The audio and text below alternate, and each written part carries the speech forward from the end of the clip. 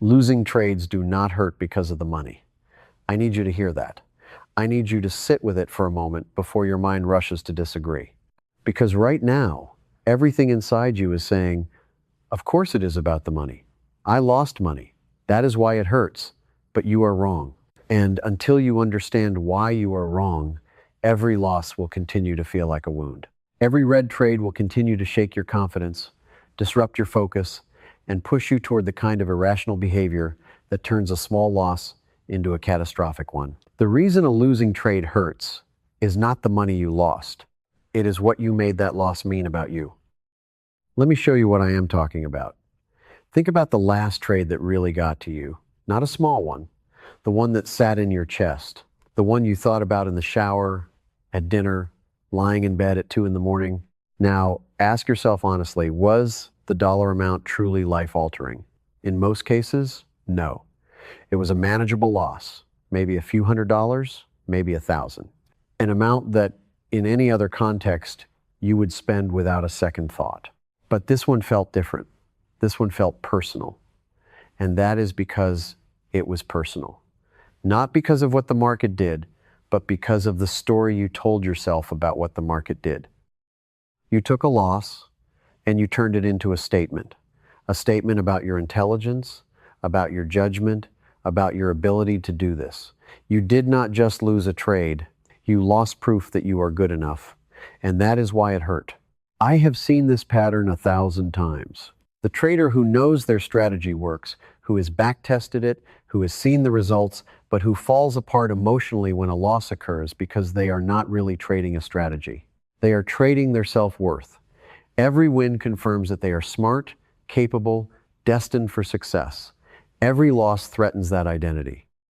And when your identity is on the line with every single trade you take, you are not operating from a place of rational decision-making.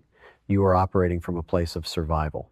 And the survival instinct does not care about your trading plan. So how do you get to a place where losing trades feel like nothing? How do you reach that state of emotional neutrality that separates professional traders from everyone else? You do not get there by becoming numb. You do not get there by suppressing your emotions or pretending you do not care. You get there by fundamentally changing what a loss means to you. Not at the intellectual level, you have already done that. You already know that losses are part of trading. You can recite the statistics. You can nod along when someone tells you that the best traders in the world lose 40, 50, even 60% of their trades. You know all of that, but you do not believe it. Not in your body, not in your nervous system, not in the part of your brain that fires when you see red on the screen. Here is the reframe that changes everything. A loss is not a verdict. It is a data point. Let me say that again because this is the sentence I want burned into your mind by the end of this video. A loss is not a verdict. It is a data point. When you flip a coin and it lands on tails, you do not feel like a failure. You do not question your coin flipping ability. You do not sit there wondering if you should try a different technique next time. You understand, at a fundamental level, that the outcome of any single flip is random within a known probability distribution. You know that if you flip it 100 times, you will get roughly 50 heads and 50 tails, and so any individual result is meaningless. It carries no emotional weight. Trading is the same thing. Not identical, but the same in the way that matters most. When you have an edge, a strategy that produces positive results over a large sample, any individual trade is a coin flip within a weighted distribution. Sometimes it lands in your favor, sometimes it does not.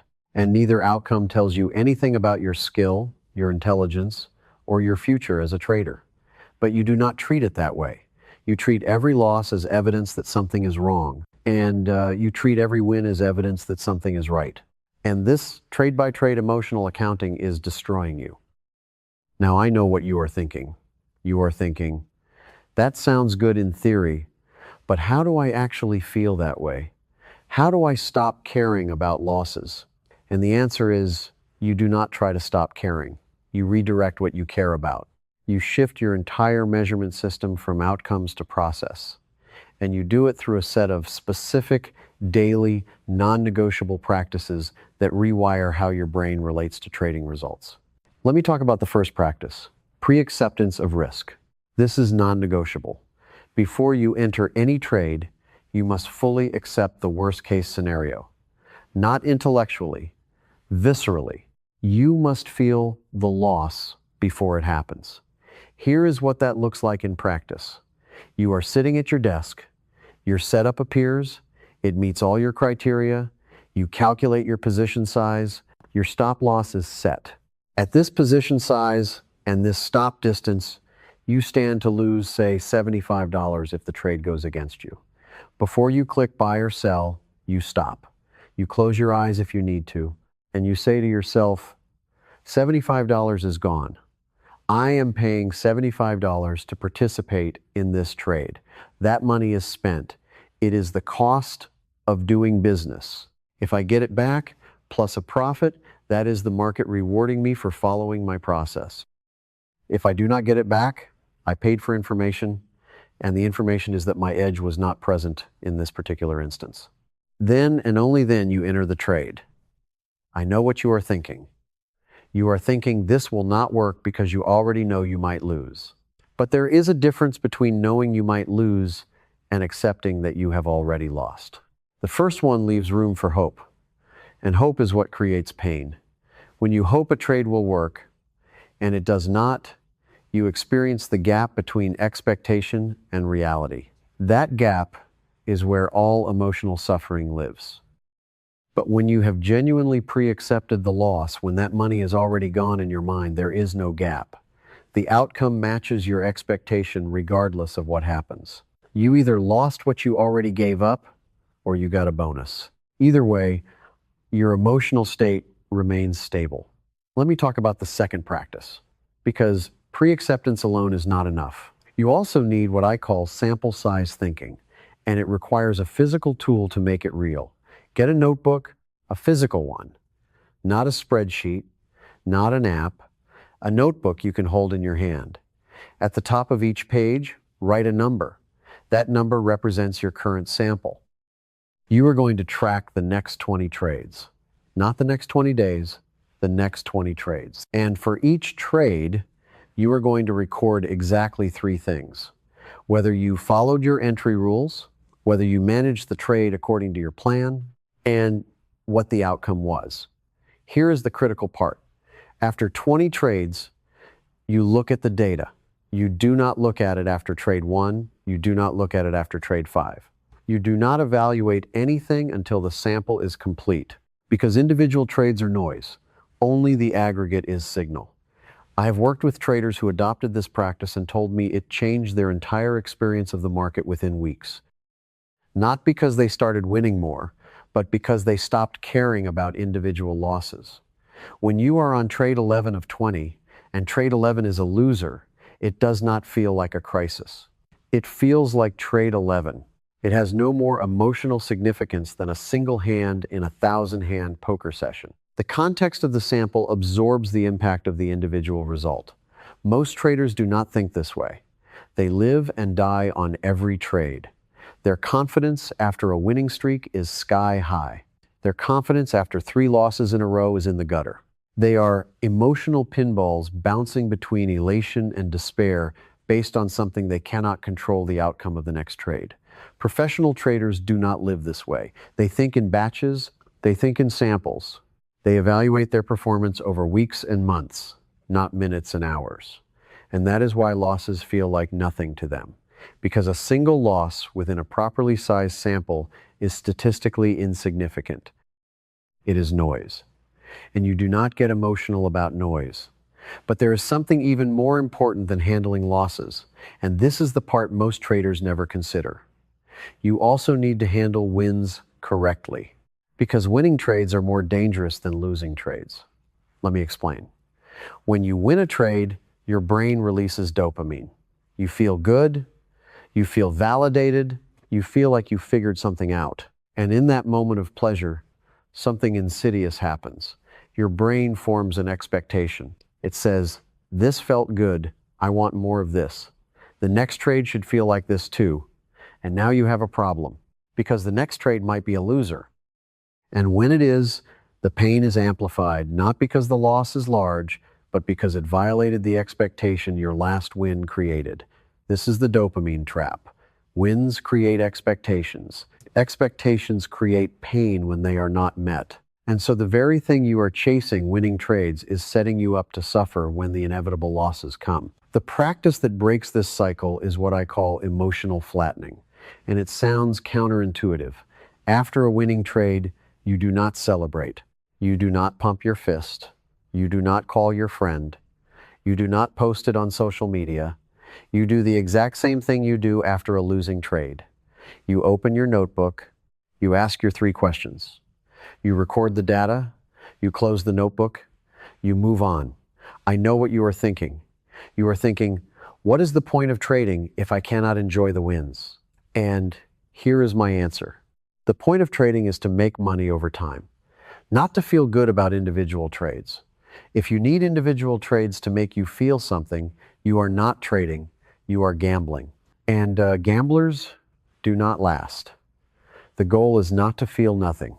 The goal is to feel the same thing regardless of the outcome. Calm after a win, calm after a loss, neutral, centered, focused on the next setup, not the last result. This is what emotional neutrality looks like, and it is the most profitable state a trader can operate from. Now let me tell you why this matters so much. Why I am asking you to fundamentally change your emotional relationship with trading results. When you are emotionally reactive to outcomes, you make predictable mistakes. After a loss, you revenge trade. You increase your position size to make it back. You abandon your rules and take impulsive entries because the urgency to recover overrides your logic. After a win, you get overconfident. You risk more than you should. You take marginal setups because you feel invincible. You deviate from your plan because your plan feels too slow for how good you are right now. Both of these states, the desperation after a loss and the overconfidence after a win, produce the same result. They cause you to abandon the very process that gives you an edge. And without your edge, you are just a person pressing buttons and hoping. That is not trading. That is not a business. That is a slot machine with extra steps. But when you are emotionally neutral, when a loss is a data point and a win is a data point, and both are recorded the same way in the same notebook with the same 3 questions, something remarkable happens. You follow your plan consistently, mechanically, trade after trade after trade. And over a sample of 50, 100, 200 trades, your edge expresses itself. The equity curve goes up, not in a straight line, never in a straight line, but up, steadily, reliably, the way a business generates revenue. Not through any single transaction, but through the aggregate effect of a consistent process applied over time. So let me bring this together. Here is what I am asking you to commit to. Before every trade, you pre-accept the risk. The money is already gone. You are paying for participation, not guaranteed results. You feel the loss in advance so that when it arrives, it has no power over you. After every trade, win or lose, you record 3 data points. Did you follow your entry rules? Did you manage the trade according to your plan? What was the outcome? You treat wins and losses with identical emotional weight. You do not celebrate, you do not mourn. You record and you move on. You think in samples of 20 trades. You do not evaluate your performance on any individual trade. You do not allow a single result to alter your confidence, your plan, or your behavior. The sample is the unit of measurement, not the trade. You recognize that winning trades are just as dangerous as losing trades if they create emotional attachment and expectation. You flatten your emotional response to both. You do these things every single day, not when you feel like it, not when things are going well, every day, especially on the days when it feels hardest. Especially after the 3rd loss in a row, when every fiber of your being is screaming at you to do something different. 6 months from now, if you do this, you will sit down at your screen and something will be different. A trade will lose and you will feel nothing. Not numbness, not suppression, genuine nothing. The same nothing you feel when a coin lands on tails, because you will have rewired your relationship with outcomes. You will have stopped making losses mean something about you. You will have stopped making wins mean something about you.